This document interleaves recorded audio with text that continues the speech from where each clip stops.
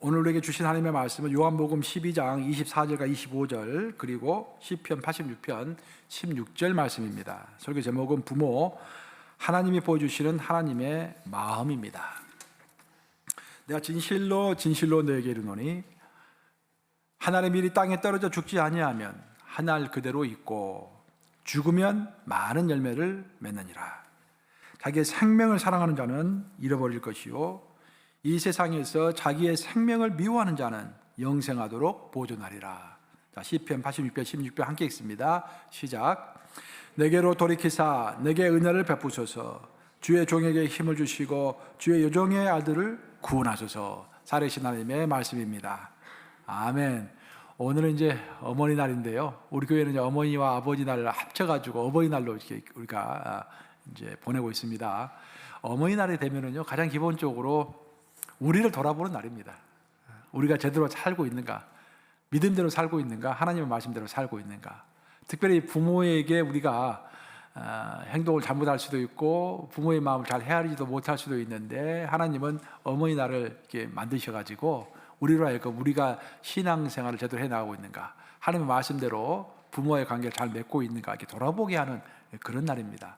그래서 뭐 항상 오는 또 어머니날이 왔구나라고 그런 생각보다는 오늘은 여러분들이 하루 종일 한번 생각해 보세요. 내가 성경에서 말하고 있는 인간관계, 특히 나와 부모와의 관계, 나와 자식 간의 관계, 또 나와 타인 간의 관계를 성경이 말씀하신 대로 잘 맺어가고 있는가라는 것들을 한번 살펴보면 참 좋을 것 같습니다. 성경을 이렇게 오래 이렇게 계속해서 반복해서 읽다 보면은요, 예전에는 같지 않았던 질문들을 이렇게 생각하게 됩니다. 그 중에 하나가, 저도 이제 성경을 쭉 읽다 보니까 어느 날 문득 그런 생각이 들었어요. 다윗은 어머니가 있었던가? 이 성경에서 가장 많이 언급되는 인물 중에 하나가 다윗 아닙니까? 아마 예수님 빼놓고는 다윗이 가장 많이 언급되는 것 같은데요. 다윗의 일대기를 가만히 머릿속으로 생각해 보니까 아무리 생각해 봐도 다윗의 어머니에 대한 이야기가 없었던 것 같아요. 있었습니까, 여러분? 없었어요. 근데 찾아보니까 진짜 다윗의 어머니가 하는 이야기가 없더라고요. 아무리 찾아봐도. 그럼 이게 어떻게 된 것인가? 아마도 다윗이 이제 어렸을 때 어머니가 별세하지 않았나, 그런 생각이 들었어요. 그래서 다윗은 어머니의 영향을 많이 받지 아니하고 그냥 하나님의 영향 하에서 컸던 그런 사람이구나, 그래서 큰 위대한 인물이 됐구나라고 한때 제가 그렇게 생각했었어요. 그러다가 시편을 읽다가 드디어 다윗의 어머니에 관한 이야기를 읽게 되었습니다. 제가 오늘 본문으로 선택했는데요, 시편 86편 16절 말씀인데요, 일단 한번 같이 읽어보겠습니다.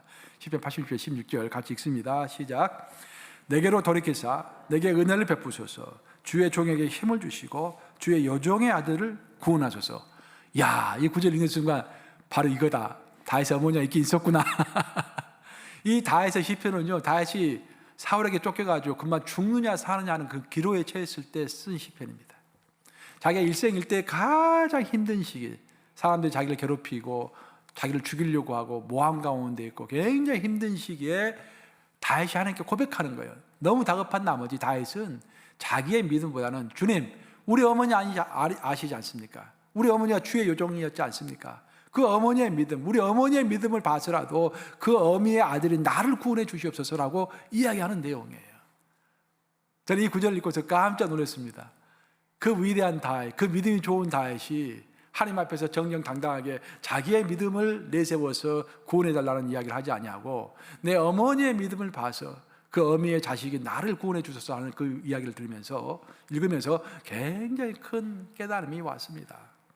다윗의 어머니는 그림자처럼 보이지 않는 인생을 살았을지 모르겠지만, 다윗이 어렸을 때 별세했는지는 모르겠지만, 그래도 다윗에게 심어놓고 떠난 것이에요. 다윗은 어머니의 믿음을 극도로 신뢰했던 것 같습니다. 하나님께서는 그 어머니의 믿음을 반드시 알아주시고 기억하고 계시기 때문에 그 어머니의 아들인 자기를 살려줄 것이라고 생각했던 것 같습니다. 제가 이 구절 읽으면서 느낀 것은 뭐냐면은, 아무리 못난 어미라고 할지라도, 아무리 세상에서 힘이 없는 어미라고 할지라도 그 어머니는 그 아들에게, 그 딸에게 영과 혼과 육의 어떤 흔적을 심어놓는다라는 것입니다. 기본적으로 부모는 우리에게 씨를 심습니다. 그것이 좋은 씨앗일 수도 있고 나쁜 씨앗일 수도 있죠. 나쁜 씨앗은 부모가 술주정을 하면 그 술주정의 씨앗이 자녀에게 심어지겠죠. 하지만 모든 부모들은요, 가장 기본적으로 희생적인 사랑의 씨앗을 그 자녀들에게 심어 놓는 것입니다. 왜냐하면 그것은 하나님의 법칙이기 때문입니다. 이 세상에는 하나님의 법칙인 것이 있고 하나님의 법칙과 무관하게 돌아가는 것들이 있습니다. 그중 하나님의 법칙 중에 하나는 하나님의 사랑을 하나님은 그 부모에게 심으셔가지고 그 부모를 통하여서 부모를 보면서 하나님의 사랑이 이런 것이구나라고 인간으로 하여금 깨닫게 하시는 것입니다. 그래서 아무리 못난 부모라고 할지라도 그 희생의 씨앗을, 사랑의 희생의 씨앗, 희생적인 사랑의 씨앗을 그 자녀에게 심는 것입니다. 그리고 하나님은 그 씨앗을 또한 자라나게 하시죠. 일생을 걸치면서 어머니가 심어놓았던 그 조그만 씨앗을 계속 우리가 성장해 가면서 그 씨앗이 자라가게 하십니다. 그래서 우리가 장성했을 때는 그 어머니의 사랑을 깨닫게 되면서 이제 우리가 타인에게 그런 사랑을 줄 수 있는 사람으로 다시 태어나는 것이죠. 그것이 바로 우리가 세례를 받는다는 의미인 것입니다. 이전 세월은 다 없애버리고 새로운 새 출발을 하는 것이죠. 보라, 새 것이 되었도다. 그리스도 안에서 정말 옛날에는 옹졸하게 살았던 나, 희생적인 사랑이 없이 나만을 알고서 살았던 나, 그것을 버리고 어머니가 나에게 힘을 줬던 그 희생적인 사랑의 씨앗, 그것이 이제 장성하게 부풀어 올라서 이제는 타인에게 그런 사랑을 줄 수 있는 사람, 또 우리 하나님에게 이제까지는 하나님께 받기만 했지만 내가 그 희생적 사랑을 하나님께 드릴 수 있는 사람으로 이렇게 변화가 될 수 있도록 하나님 우리를 이끌어 주시는 것입니다. 요약하면 모든 것의 출발은 어머니께서 뿌려놓으신 작은 희생적 사랑의 씨앗인 것입니다. 나는 다윗은 하나님의 힘으로만 살아간 사람인 줄 알았어요. 그래서 다윗을 하나님이 특별하게 선택하셨고 특별하게 인도하셨고 하나님의 사랑 안에서만 큰 사람이구나라고 저는 생각을 했습니다. 그 청년 때 그렇게 생각을 했었어요. 그 다윗과 같은 사람이 되고 싶어서 이름도 데이빗이라고 지었지만 나중에 알고 보니까 다윗도 역시 그 어머니의 숭고한 사랑의 씨앗이 있었던 것입니다. 셀리맨의 죽음이라는 유명한 희곡 작품이 있어요. 1949년에 아트 밀러라는 사람, 제가 한때 살았던 코네티컷주 뉴헤이븐에서 살았던 사람입니다. 아트 밀러, 아주 미국을 대표하는 희곡 작가라고 할 수 있겠습니다. 그 Death of Salesman이라고 영어 원작은, 그리고 한국말로 번역하면 셀리맨의 죽음이라는 그 작품입니다. 그 작품이 굉장히 유명한 작품이에요. 그래서 특히 미국과 한국에서는요, 제가 기억하기로는 한국에서 한국 연극 중에서 제일 장시간 이렇게 공연됐던 것이 셀리맨의 죽음으로 제가 알고 있습니다. 그 정도 10년 넘게 이렇게 연극 공연을 한 걸로 제가 알고 있습니다. 많은 사람들이 그 연극을 봤죠. 셀리맨의 죽음을 보면은 이제 윌리라는 사람이 주인공입니다. 윌리라는 사람이 주인공인데 그는 이제 여행을 하면서 물건을 파는 셀리맨이었어요. 외판원이었어요. 셀리맨인데 이 사람이 이제 아들이 2명 있은 거예요. 아들이 2명 있었어요. 그 아들에게 큰 기대를 걸었는데 특별히 첫째 아들에게 기대를 많이 걸었습니다. 첫째 아들 이름은 이제 비프고 둘째 아들 이름은 해피예요. 그러니까 의도적으로 작가가 그렇게 이름 지은 것이죠. 비프는 먹는 비프, 약간 육체적인 것, 육적인 것을 상징하는 것이고 둘째 아들은 해피, 상당히 긍정적인 삶을 살아가는 둘째 아들 이렇게 묘사하는 것이죠. 근데 첫째 아들 비프에게 큰 기대를 걸었어요. 어렸을 때 아주 영리한 것 같아요. 똑똑한 것 같아요. 그래서 이 비프가 큰 일을 이루리라. 나는 지금 비록 셀리맨으로 살아가고 있지만 내가 못다 이룬 꿈을 네 비프가 성취해 주리라 라고 비프에게 큰 기대를 걸고 살았던 거예요. 근데 비프가 어렸을 때는 곧잘 뭐든지 잘했는데 커나가면서 점점 삐뚤어져 갑니다. 그 참 두각을 별로 나타내지 못해요. 그래서 아버지가 다그칩니다. 너는 그러면 안 된다. 너는 꼭 성공을 해야 한다. 자기가 그 월급도 많지 않은데 열정을 다해가지고 큰아들 이렇게 서포트를 합니다. 그러다가 한 번은 이제 윌리가 출장을 가게 돼요. 이제 코네티컷 주에서 보스턴 쪽으로 출장을 가게 됩니다. 근데 출장 가는데 윌리가 가족들 몰래 사귀는 내연녀가 있었어요. 그리고 그 내연녀와 함께 보스턴에서 이렇게 외도를 하고 있는데 어떻게 하다 보니까 그 아들 윌리가 그것을 목격하게 돼버리는 거예요. 참 저는 이런 적나라한 글에서 너무 솔직한 그런 글에서 그 어머니의 그 아버지의 도덕적인 삶과 그 아들의 갈등, 그 아버지를 보면서 겪는 아들의 갈등, 그런 것들이 너무 잘 묘사된 것 같아요. 그래서 아버지가 호텔에서 외도하는 모습을 목격해버리는 윌리는 너무도 실망한 나머지 그때부터 본격적으로 삐뚤어지기 시작합니다. 그래가지고는 나이 32살이 될 때까지 직장도 구하지 않고 빈둥거리는 사람이 되어버린 거예요. 그래서 하루는 아버지가 대판 싸우게 됩니다. 큰 싸움이 벌어졌어요. 아버지가 내가 너를 위해서 서포트한 것이 얼만데 너가 이렇게 못되게 굴 수 있느냐. 너 빨리 나가서 직장 구해라. 막 그렇게 다그쳐요. 그러니까 비프가 화가 나가지고 큰 소리를 외칩니다. 내가 이렇게 된 것은 다 아버지 때문이에요. 아버지가 나를 향해서 헛된 기대감을 가졌고 나에게 헛된 소망을 품게 하셨기 때문에 내가 자그만 것에 만족하지 못하고 큰 것만을 구하다가 제 모양이 이렇게 돼버렸어요. 다음서 아버지에게 막 이렇게 퍼붓는 거예요. 아버지가 너무 충격을 받아가지고 생각을 합니다. 나 때문에 정말 내 아들이 이렇게 되었는가? 그럼 나는 지금이라도 내 아들 위해서 해줄 수 있는 게 무엇인가? 그게 부모 마음이죠. 싸우고 나서 자식이 미운 것보다는 왜 자식이 나를 싫어하는가? 그럼 내가 자식에게 줄 수 있는 것이 무엇인가를 생각하는 거예요. 그러다 가만 생각해 보니까 자신은 돈도 없고 어떤 백그라운드도 명예도 없고 어떤 네트워크도 없고 인맥도 없고 자식에게 해줄 수 있는 것이 없는 거예요. 그래서 딱 한 가지 생각이 납니다. 내가 생명보험을 들었지. 그 생각나는 거예요. 이 생명보험금이라도 자식에게 물려줄 수 있다고 한다면, 비프에게 줄 수 있다고 한다면 그것이 내 사랑의 표현이 될 거야 라고 하면서 고의로 자동차 사고를 일으켜가지고 죽게 되는 것입니다. 그러니까 그 보험금을 자식에게 준다라는 그 셀리맨의 그 유명한 작품의 이야기예요. 이 부모의 마음이라는 것이 그렇습니다. 사실 저는 이제 그 셀리맨의 죽음이라는 이야기를 읽으면서요, 그런 생각이 들어요. 만약에 그 비프가 이제 아버지가 죽고 나서 모든 장면이 끝나는데 그 다음에도 이제 계속 인생을 살아갔겠죠. 32살의 비프가 40살이 되고 50살 됐겠죠. 그럼 나이 40이 되고 50이 됐을 때 아버지의 사랑을 이해하게 되었을까라는 그런 생각이 드는 거예요. 나이가 들었을 때 그 아버지의 진심과 사랑을 이해했겠습니까, 여러분? 저는 분명히 이해했을 거라고 생각합니다. 이 부모의 사랑이라는 것이요, 당장에 깨달아지는 것이 아니라 시간이 지나면서 깨달아지는 것이 부모의 사랑인 것 같습니다. 하나님의 사랑도 마찬가지예요. 저도 요즘에 부쩍 부모님 생각이 많이 들어요. 물론 제가 이제 부모님과 좀 아주 가까운 사이이기도 하지만 저희 부모님은 좀 저랑 인생의 동지 같아요. 뭐 사업도 같이 하고 고생도 같이 하고 어렸을 때도 같이 행동을 많이 했기 때문에 제가 장남이기 때문에 그런 생각도 있지만 특별히 나이가 들어가면서 내 나이 때 그때 부모님이 얼마나 힘들었을까 그런 것들이 많이 생각이 나요.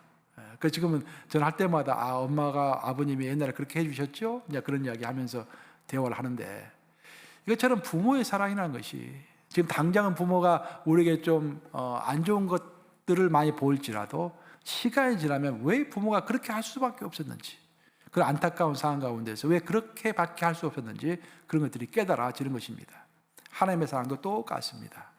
사실 우리가 오늘 어머니 날에 가지고 어머니의 사랑을 또 아버지의 사랑을 기리는 것도 중요하지만 어머니의 사랑과 아버지의 사랑을 보면서 하나님의 사랑을 이해하는 것은 훨씬 더 근본적인 것이고 더 중요한 것이죠.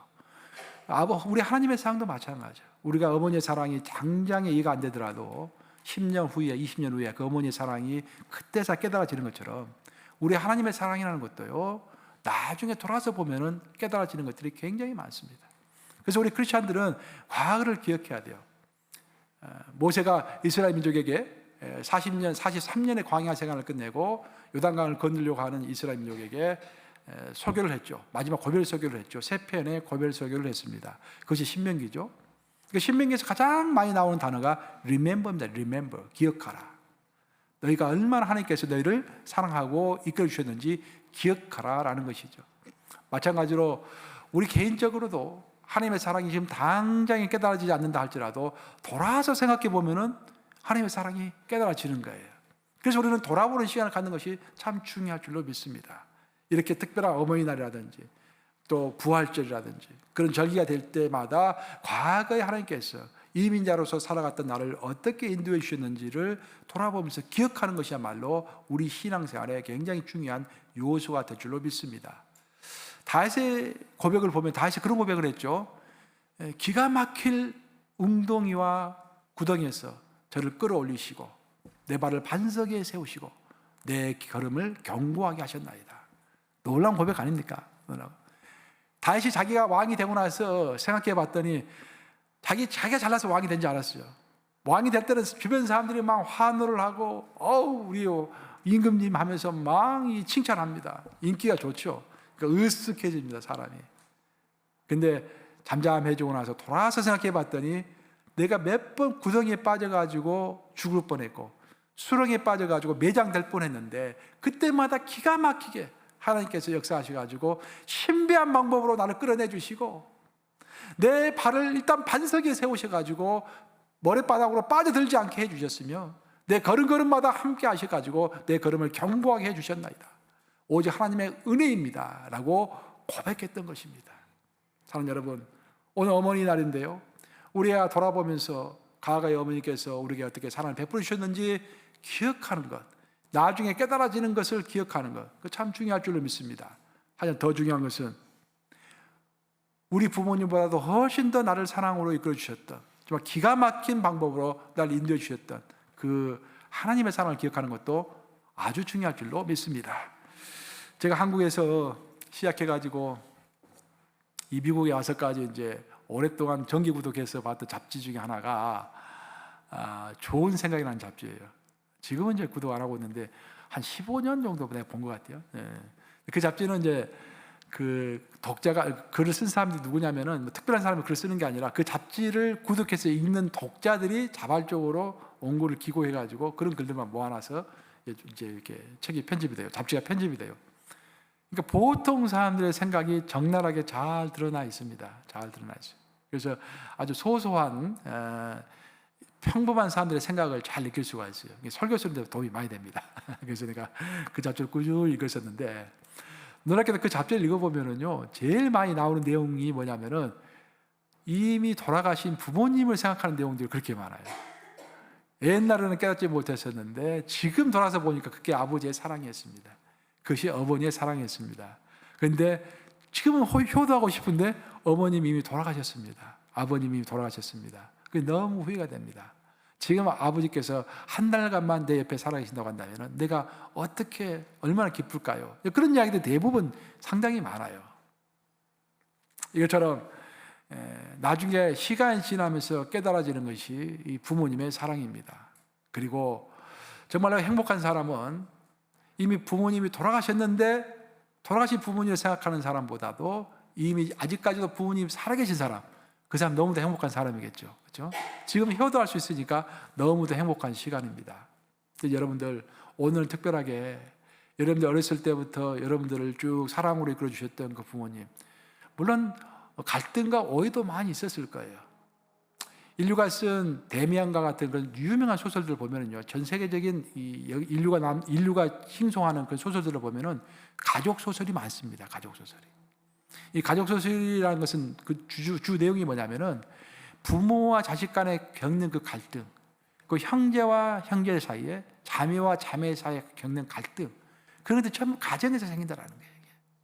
가정은 아주 행복한 보금자로 미화되지만 실제로는 가정은 전쟁터라는 그런 걸 말입니다. 그런 것들을 아주 적나라하게 세밀하게 아주 잘 인간의 감정을 터치해서 쓴 것들이 명작인 거예요. 그런 것들이 명작입니다. 세계에서 정말 명작들은 가정소설이 많습니다. 그처럼 우리가 부모와의 관계가 아름다운 관계만 있을 수는 없어요. 분명히 여러분들 머릿속에 어떤 나쁜 기억도 많이 있을 것입니다. 제가 어디 뭐 치유 프로그램 같은데 가서 이제 설교도 하고 이렇게 또 상담도 하고 이렇게 이야기를 들어보면요, 깜짝깜짝 놀라게 되는 사실이 많은 사람들이 그 기억에 상처받은 기억에 과거의 상처가 있는데요. 그 과거의 상처가 부모님으로 인한 상처가 굉장히 많아요. 특히 아버지로 받았던 상처, 어머님으로부터 받았던 상처. 그것이 해결이 안 되는 거예요. 그래서 어떤 앵거 가운데, 일상의 삶 가운데서 살아가는 사람들이 꽤 있는 것입니다. 예외가 있을 수가 없어요. 누구든지 다 그럴 수는 있습니다. 하지만 우리는 어떤 내 기분대로 살아가는 사람이 아니라 성경 말씀대로 살아가는 사람들이죠. 그렇기 때문에 최소한 오늘 어버이날에 여러분들 돌아보시면서 왜 어머니가 그때 그렇게밖에 할 수 없었던가, 왜 아버님이 그때 그렇게밖에 할 수 없었던가 다시 한번 생각해보고 주님 앞에서 아버지를 용서하고 어머니를 다시 용서하면서 다시 화해하시고 더 깊은 사랑을 나누는 그런 어머니날이 되시기를 우리 주님의 이름으로 축복합니다. 자, 예수님의 그 일대기를 보면은요, 저는 이제 오늘 어머니날을 맞이해서 설교를 준비하면서 예수님 한번 생각해 봤어요. 예수님의 가정은 어떤 가정이었을까라고 생각해 봤어요. 쭉 생각을 해보니까 예수님의 가정은 그렇게 유복한 가정이 아니었고 아마 예수님의 가정이 그렇게 행복한 것도 아니었던 것 같습니다. 예수님의 가정이 유복하고 행복했다라는 글이 나오지는 않아요. 쭉 성경을 통해서 우리가 받을 수 있는 암시는 뭐냐면은 아버지 요셉이 아마 예수님이 어렸을 때 돌아가신 것 같아요. 요셉의 이야기가 안 나오는 것, 자주 안 나오는 것을 봐서 아버지가 빨리 돌아가신 것 같아요.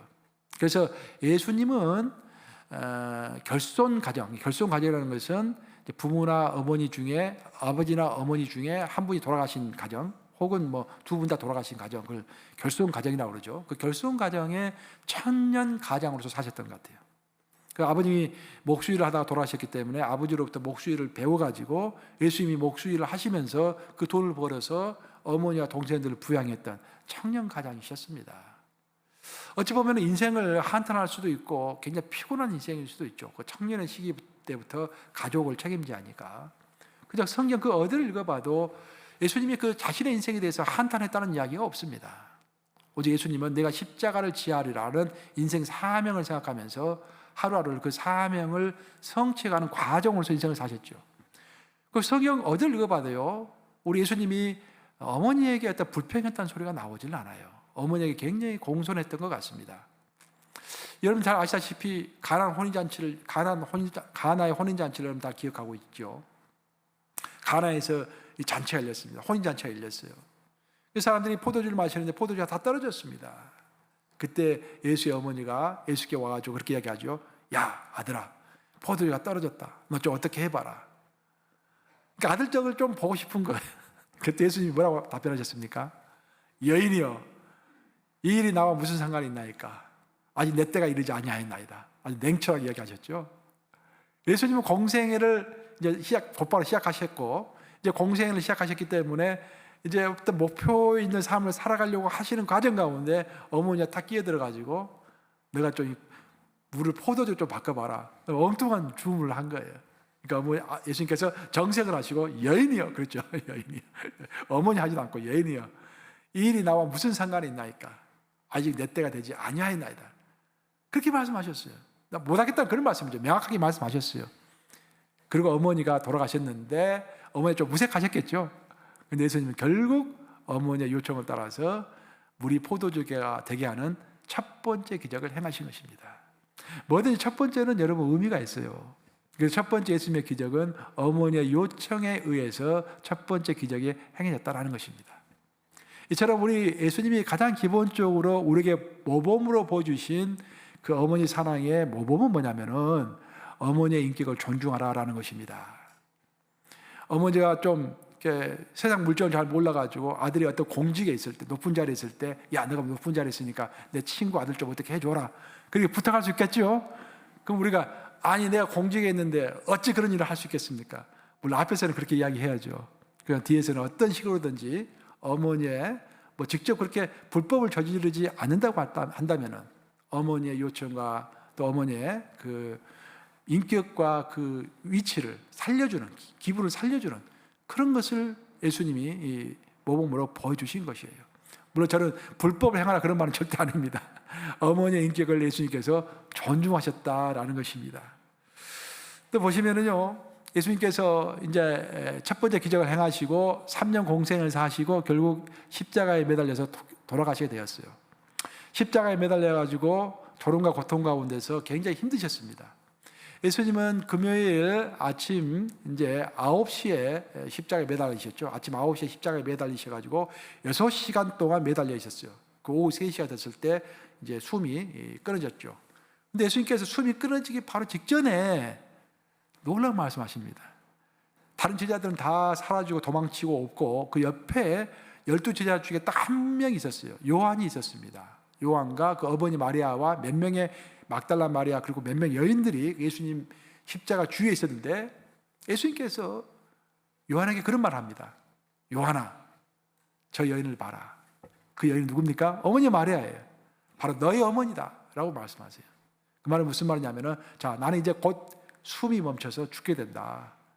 그러면 너가 내 어머니를 너의 어머니처럼 생각하면서 모시라 라는 그런 말입니다. 여기서 또 느낄 수 있는 것은 뭐냐면은 너무도 인간적인 우리 예수님의 모습입니다. 그러니까 우리가 성경이 참 기묘한 책이 왜 기묘하냐면은 예수님은 100% 하나님이라고 말씀하시잖아요. 삼위일체 하나님, 성부 하나님과 동등된 분이라고 이야기하십니다. 분명히 하나님이세요. 온 우주를 창조하시고 온 우주를 이끌어 가시는 하나님이십니다. 근데 이 땅에 내려와서 공생을 사시는 동안에는 우리가 똑같은 육체를 입고 계셨던 거예요. 똑같은 감정도 가지고 계셨던 거예요. 똑같은 의지도 가지고 계셨던 것입니다. 그래서 우리의 모범이 될 수 있는 거예요. 만약 예수님이 이 땅에 오셔가지고 그냥 신으로만 살아가셨다고 한다면 우리가 예수님 따라갈 수가 없죠. 근데 예수님께서는 우리가 똑같이 연약한 육체를 입으시고 어떤 감정의 기복도 있으셨고 어떤 의지적인 열정도 있으셨기 때문에 우리가 똑같은 지정 일을 가지셨기 때문에 우리가 예수님의 모범을 따라서 이 땅을 살아갈 수 있는 것입니다.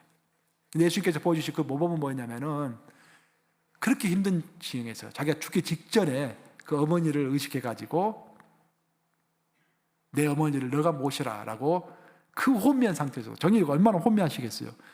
너무도 고통스러운 가운데 계셨기 때문에 숨도 내쉬기가 힘든 그 상황 가운데서도 마지막 어머니를 요한에게 의탁했던 것입니다. 그 정도로 예수님의 머리에는 그 어머니가 항상 있었던 거예요. 자기가 그 고통 가운데서 모든 것을 이제 다 저버리고 죽기 직전에 그 가운데서도 어머니 걱정을 하시는 예수님, 그것이 예수님께서 우리에게 보여주시는 모범인 것입니다. 여러분, 어쩌든 간에 그 예수님의 모범을 닮아서 우리도 어려운 가운데 있다고 할지라도 힘든 가운데 있다 할지라도 부모님의 사랑을 항상 기억하는 저와 여러분 되시기를 우리 주님의 이름으로 축복합니다. 이제 말씀을 마무리합니다. 성경을 읽어보면은요, 이제 그 희생적인 사랑이라고 했는데, 희생이라는 말이 많이 나오죠. 근데 성경에서 나오는 그 희생은 영어로 표현하면 가장 영어 표현이 잘 된 것이 엑스트라 마일입니다. 엑스트라. go the extra mile. 그러니까 엑스트라 마일을 가준다라는 그런 뜻이에요. 그러니까 오리를 가고자 하는 자에게 심리를 가주는 것. 그것이 엑스트라 마일입니다. 그래서 하나님은 우리에게 사랑을 할 때도, 우리가 사랑을 할 때도 참된 크리스찬 사랑은 누가 오리를 가주고자 하면은 심리를 가주는 것이 그것이 크리스찬의 사랑이다라고 이야기하고 있어요. 부모가 자식에게 주는 사랑도 그렇고요. 또 자식이 부모에게 드리는 사랑도 똑같습니다. 항상 그 상대방이 기대하는 것 이상으로 조금 더 많이 가주는 것. 그것이 성경에서 말하는 희생적인 사랑인 것입니다. 그래서 오늘 또 이제 어머니날인데 한번 여러분들이 서프라이즈를 한번 해보세요. 어머니와 아버님이 전혀 생각하지도 못했던 거. 아마 아버지가 오늘은 어머니께서 이 정도 우리 자식이 하겠지라고 했던 것보다 조금 더 엑스트라 마일을 가주는 거야. 자식이 오늘은 한 1,000불 정도 가져오겠지라고 생각했는데 여러분들 3,000불을 갖다 드리시면은 부모님 깜짝 놀라실 거예요. 이게 제대로 배웠구나. 그런 오늘 하루가 되었으면 좋겠습니다. 한 번은 이게 실제로 있었던 일인데요. 어떤 콜라 회사 직원이 트럭 운전사인데 자기 회사 콜라를 막 잔뜩 싣고서 이제 이 배달을 하는 직원이에요. 배달하고 집으로 돌아오는데 너무 목이 말랐어요. 한여름입니다. 너무 목이 말라가지고 견딜 수가 없어요. 그래서 길거리에 차를 딱 세워놓고 가게로 막 달려갑니다. 그 가게 앞에 자판기가 있는데, 콜라 자판기가 있는데 거기서 콜라를 딱 빼서 먹으려고 보니까 자기 경쟁회사 콜라만 있고 자기 회사 콜라가 없는 거예요. 자기는 코카콜라 다니는데 펩시콜라밖에 없는 것입니다. 이 사람은 망설였어요. 내가 이게 옷도 이제 빨간데 코카콜라 옷이 빨갛잖아요. 빨간 옷을 입고 있는데 파란 코카콜라 펩시콜라 먹어도 되나 생각하다가 모르겠다. 목이 마르니까 그 펩시콜라 뽑아서 먹은 거예요. 그때 어디선가 찰칵하는 소리가 들립니다. 누군가 자기를 찍고 있는 거, 사진을 찍고 있는 것 같아요. 하여튼 별로 개의치 않고 그냥 꼴 갖고 다 아주 시원하게 마시고는 기분 좋게 돌아왔습니다. 근데 그 다음날 회사에 갔더니 갑자기 분위기가 싸한 거예요. 회사가 출렁입니다.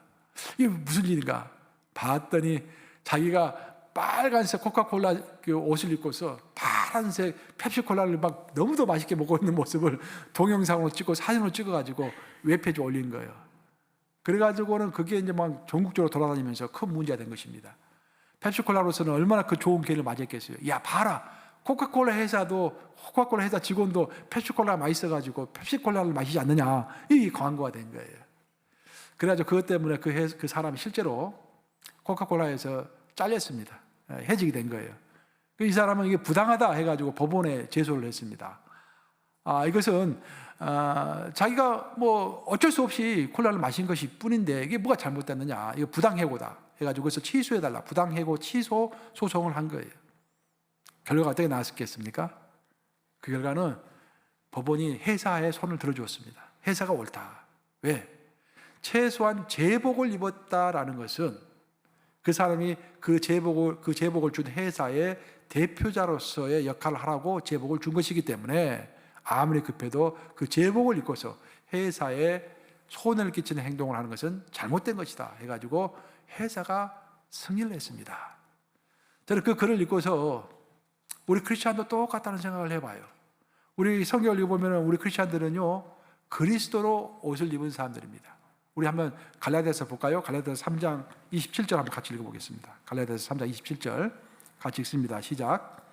누구든지 그리스도와 합하기 위하여 세례를 받은 자는 그리스도로 옷 입었느니라.